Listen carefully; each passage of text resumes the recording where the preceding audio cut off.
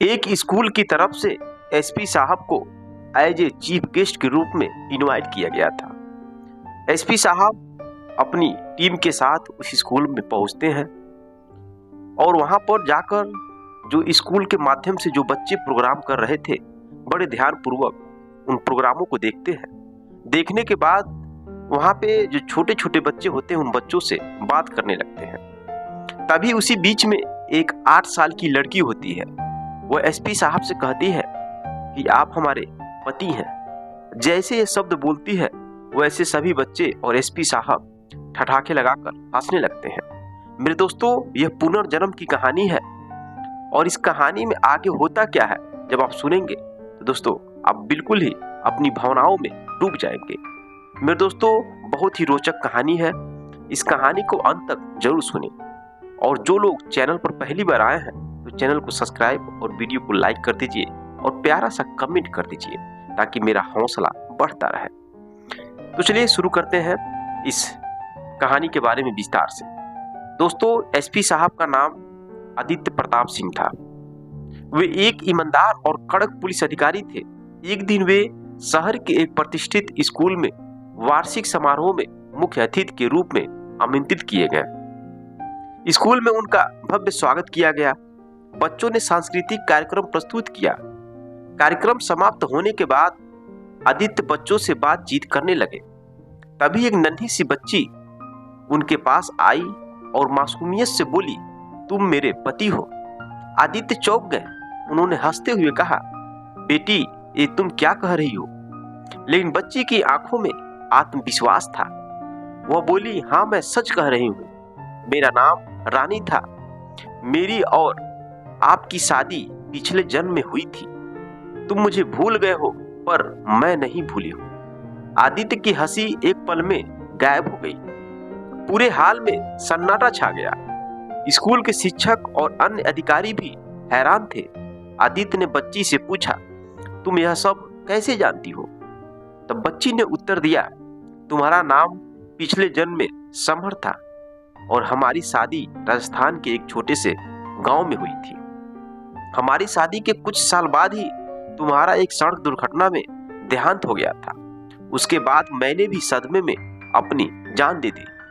मैं इस जन्म में वापस आई हूँ लेकिन मेरा मन अभी भी तुम्हारे साथ जुड़ा हुआ है।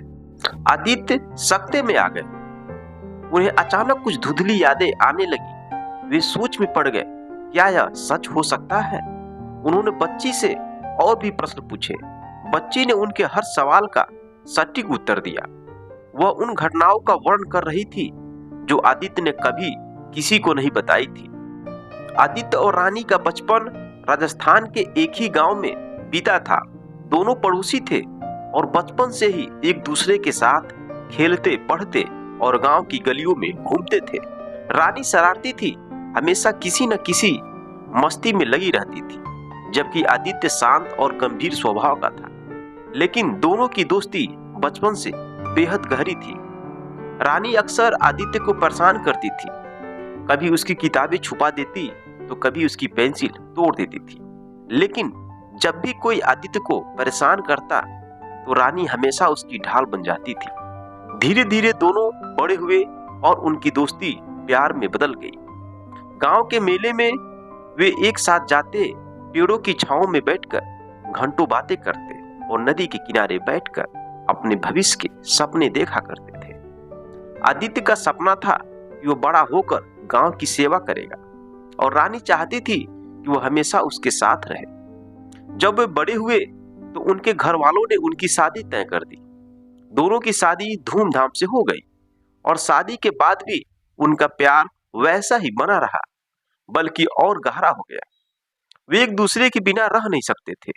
हर छोटी बड़ी खुशी में वे साथ देते थे और रानी का हंसमुख स्वभाव और आदित्य की गंभीरता उनके रिश्ते को एक नई गहराई देते थे।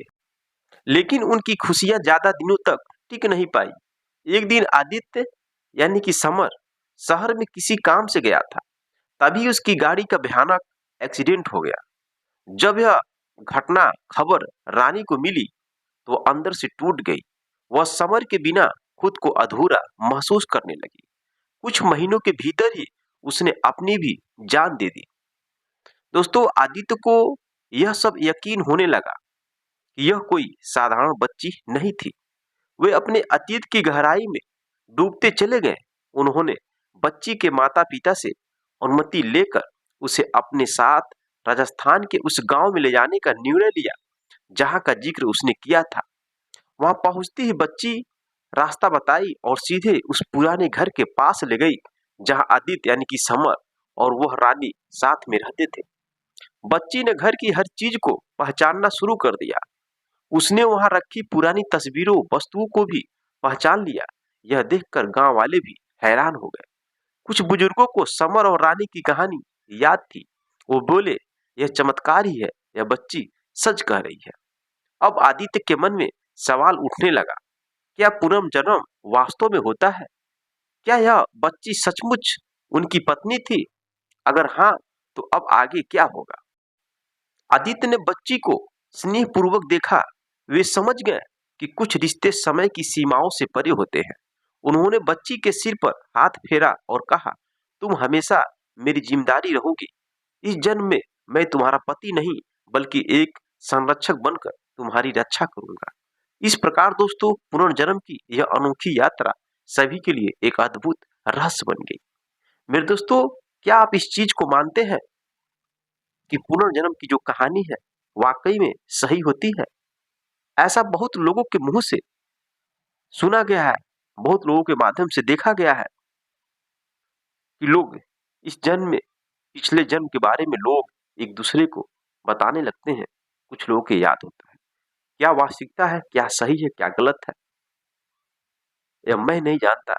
लेकिन ऐसी बहुत सारी घटनाएं समाज में घट चुकी है पुनर्जन्म की कहानी को लेकर। क्या आप इस कहानी पर विश्वास करते हैं कि नहीं करते हैं? कमेंट बॉक्स में कमेंट जरूर करिएगा। बाकी आप लोग की राय क्या है? आप किस टाइप की कहानियां सुनना पसंद करते हैं? कमेंट बॉक्स में कमेंट कर सकते हैं। मिलते हैं नेक्स्ट वीडियो में नेक्स्ट कहानी के साथ। तब तक के लिए जय हिंद, जय भारत।